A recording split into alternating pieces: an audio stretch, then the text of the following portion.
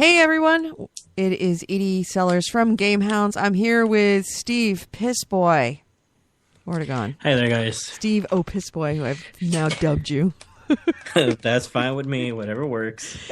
Anyway, you are back from Ouya's booth at E3 because, let's face it, that's the only thing we have access to these days. Yeah. So you got your hands on an Ouya. You were there at Ouya. What did Ouya Park look like, and how was it set up? It was a parking lot. As soon as you walk in to the right hand side, it's always a big, like pretty much a trailer container. They got raised up, opened up, and they had some Ouyas inside. And then surrounding it, they had two more other Ouyas. And then in front of the DJ booth, another Ouya. So they had quite a bit of Ouyas there. Yeah. They are real. The controller feels like an Xbox 360 controller. So it's got a feeling hefty as opposed to the PS4, which everybody complains it feels a little light when you're used to a 360. Yeah, actually, it does feel actually kind of heavy comparing to a 360 controller. I don't know if it has to do with the touchpad that it has on there for having extra circuitry for that, but it does feel kind of heavy. Actually, I think that probably has to do with the fact, I guess, that the Ouya controller needs two batteries, and one goes into one side and one goes into the other side underneath your hands. So you're actually holding the batteries there. Yeah. In either hand, so that might have something to do with it. It might, but it did feel good. Because we're used to it being kind of in the center, so it's kind of balanced towards kind of like the front and center, or like dead middle to the front of it.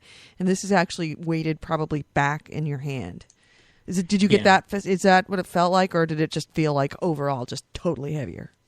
No, and like I said, it just felt heavy. I don't know if that's the reason why, especially used to the 360 controller. Like I said, it's comparable to it. Like I said, it just being there, wireless, and being able to use it. It felt good. It felt good enough that like one of the things I asked them during the interview is like, is it possible for me to just be able to use this controller as a controller for an Android device or iOS device? It's like, yes, Bluetooth. And that's what we wanted to. And I could actually see myself carrying that around. And instead of just using that as my gaming controller for my actual cell phone or or any type of tablet, I could actually see myself using that. Mm-hmm. Got it. So, felt good. How did it look? The games look they look like XBLA games, indie games. They all felt like indie games. Like the game that we played last night, I could definitely see that being put on this system and pretty much looking the same and playing pretty much the same. I mean, it's like I said, it's XBLA type games, indie games. That's what they're pushing. That's what it is, and I could see a lot of those types of games on there. Anybody that has a mobile device, and they have quite a good library of games, and for it, especially now being able to play it on a mobile device, it plays really good. I like it. Was it I really do. Smooth? Actually, it was smooth. There was only problems with one of the games that I was trying to play, and actually a lot of people were trying to play because it was one. I guess the only game that I found that was found in there that people couldn't play. It's called Fester Mud Episode 1. It just didn't run. That's the only game on there that just didn't run. I don't know. It has something to do with the touch control, the touch screen itself, because you were able to use it. It was actually active, so you were able to use it. But it didn't go for some reason. It kind of got locked up. But from the games that I was able to play, like Chronoblade is a really nice game. It's a side scroller. It reminds me of one of the I think it's called Trines. It's an indie game. It's called Trines. It kind of reminds me of that type of game, like an RPG action type game. It runs really good. And then they also had this boxing game that, oh wow, the graphics on there look really great. It's called Beast boxing turbo. You're pretty much boxing different types of beasts, like werewolf, lizard type men things, and in the background you see a bunch of different types of animals and monsters in the background. And that game, fun. It's a really fun boxing game. I was kind of surprised how how well these games actually looked. All of them were playing on a Panasonic 55-inch TV at 1080p. And they look good, especially the games that actually use the actual the hardware good, that didn't look like 8-bit graphics. The ones that actually pushed it looked really good. People were playing Final Fantasy 3 to the whole point that I want to buy it now for just to play Final Fantasy 3. It looked really good. And then they have this other game called Flash Out 3D. It almost looks like the PlayStation game. I forgot the name of the PlayStation game that's similar to it. That gameplay, it's a racing game, pretty futuristic racing game. I played that one. That game was good. And there was this other game that people were just playing. There was a lot of fun. I can't think of the name of it. I can't find it anywhere right now, so I'm looking through my list. But it is a 4-player game, and it's pretty much 8-bit graphics, and you're jumping around trying to shoot the other persons with arrows. And then there's different chests that you could go on to and pick different other types of arrows. And there is no melee. The only way to kill them is either by an arrow or by jumping on their head. That game had so many people playing. I mean, first of all, let me tell you this. Developers from Square Enix were there. Wow. And as like displaying what they had, or no, just visiting, just talking, visiting and looking. Really? Yes, and actually, the guy I interviewed, Tim, he was chatting up the Square Enix guy. I don't know, they're friends or something, but once, almost like 30 minutes past, once I got there, they were together, and they just kept going and going on, chatting and talking and talking. It was pretty much nonstop. And I'm like, wow, I want to interview the Square Enix guy just to ask him about, the upcoming games, but it was interesting. Nintendo, they had some people from Nintendo development there looking at the Ouya and playing it. We had Disney Interactive in there. And Tim was actually demoing some of the features in there, and both of the guys were in there, and they looked really wanted to know more on it. Activision, developers from Activision were there. I mean, all of these major players, developers were there. They were all sticking their nose in going, let's take a look at this thing. Yeah, let's see what this is interesting. About.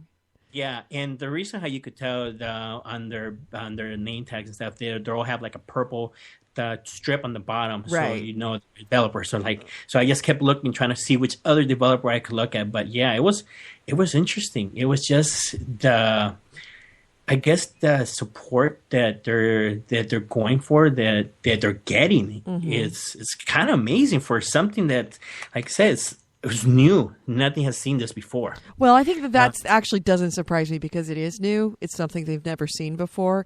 It's a whole new way of creating a low cost. I mean, it is as stripped down as you possibly can get. And here you've got the two big developers, the two big console makers that are making more and more advanced and hefty consoles. And then you got this little guy coming in, and it's all supported user base. They certainly have enough money to be able to do what they want. So, any developer worth its salt got to go over there and say, all right, let's take a look at this Ouya thing. Because it's a whole new way of doing it. Why wouldn't you want to go over and see it?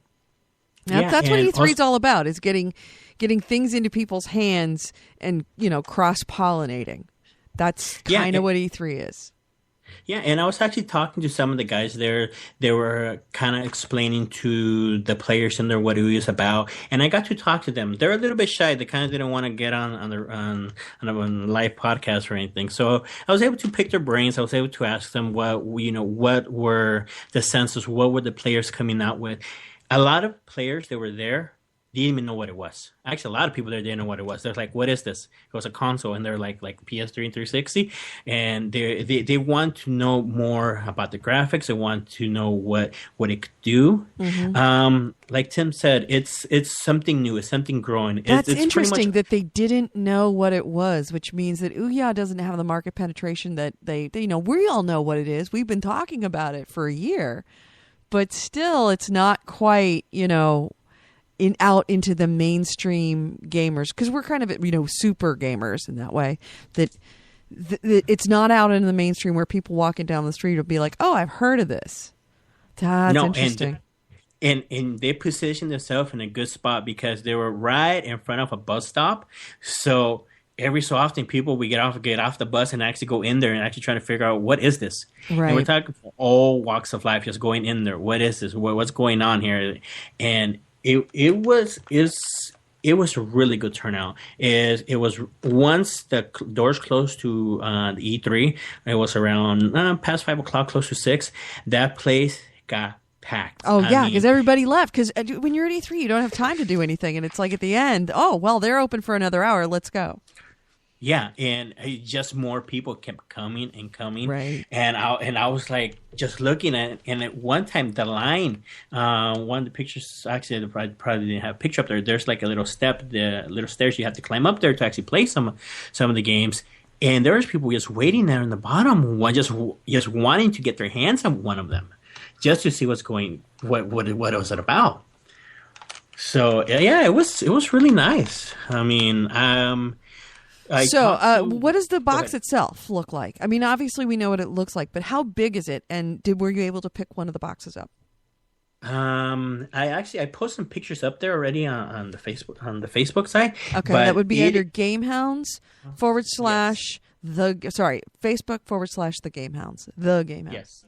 Yes, it's on there, and you'll see the picture of the controller. Like I put that as the main screen. It is small. It is about maybe 3 inches squared all around, and it's light. I know some beer mugs are heavier than this thing. Wow. Actually, small beer mugs are heavier for this. So even my wallet might be heavier than that thing.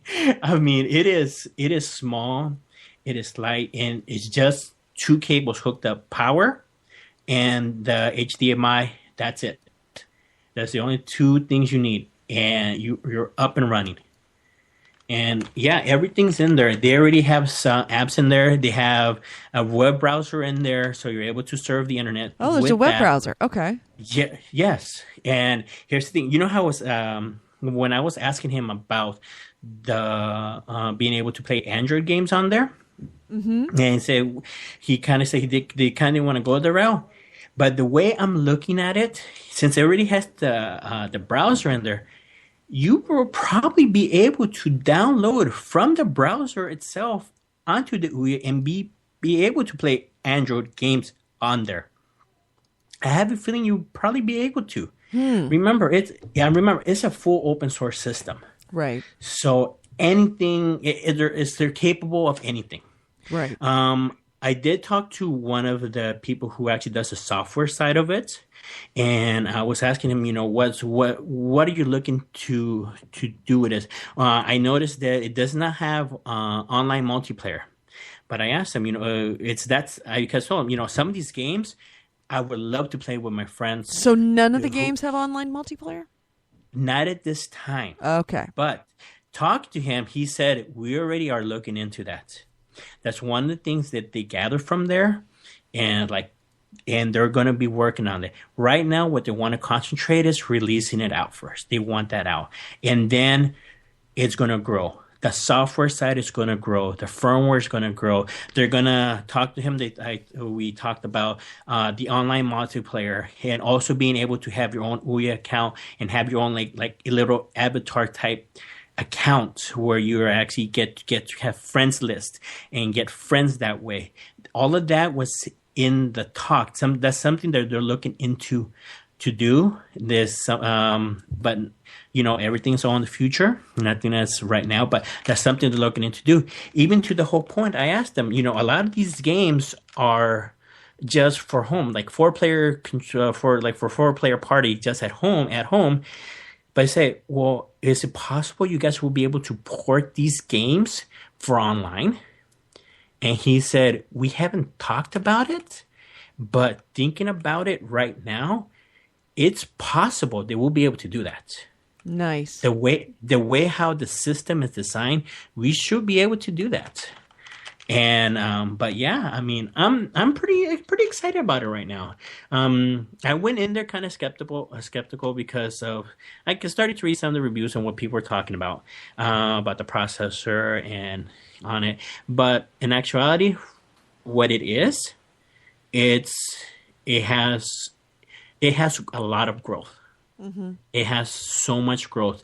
And to the whole point, yeah, I mean, I could see myself having something on here.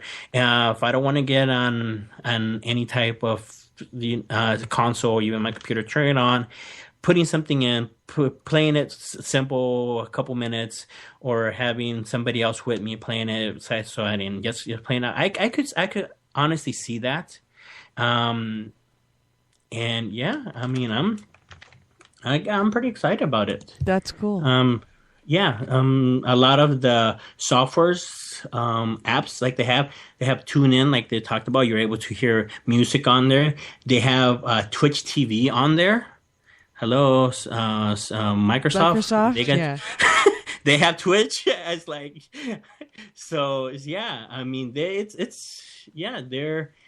I see where they're kind of going, and I'm kind of liking it. They didn't have no ROMs to show because Hello Nintendo was there and some of the companies, so it probably couldn't show them. But yeah, it has emulators for ROMs, so that's one of a big selling point that they're going to push for people who have some of those. But yeah, it's pretty nice. I mean, I don't see myself picking one up anytime soon. And I'm glad that it's out there. See, that's what I'm afraid of, is that it's out there and everybody's like, yeah, but I really want to buy this console, but I've got my money set on the PS4, but do I really want an Ouya? That everybody kind of likes it, but nobody uses it. Kind of like the U.S. mail, you say you really, really like it and you hate the idea of it going away, but are you actually sending letters? No, you're not. You're doing everything online. So that's why the mail service is in trouble, and I'm wondering if that might be the situation with the Ouya. Is that they're coming out? Well, they're also coming out in July. Everything's coming out later, so that might be a good thing. But I'm afraid that people are going to look at it and go, well, maybe not right away. And then that's kind of, when you're talking about a new console, not right away, kind of hurts them. Yeah, I mean, well, they already shipped out almost all their backers already. That's one thing he said. Almost all their backers are already done. They have, like you heard, the pre-orders. They're surprising how much pre-orders they got for it. So it's going to be one of those things to see how much more they can actually put on this. It has a good amount of games right now.